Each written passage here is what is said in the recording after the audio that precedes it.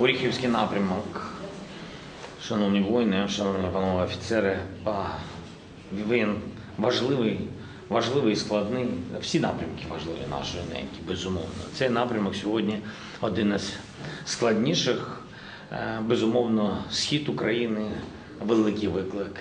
І тут на Оріхівському напрямку завжди було гаряче. Я хочу вам подякувати, вашим побратимам, всім солдатам, офіцерам, сержантам. Хочу подякувати за те, що ви захищаєте цей напрямок, наші містечки Запорізької області в цілому, місто Запоріжжя, яке дуже важливо. І я дякую, що воно має завдяки вашому захисту має життя Запоріжжя. Це важливе місто, ворог безумовно його хоче, ми безумовно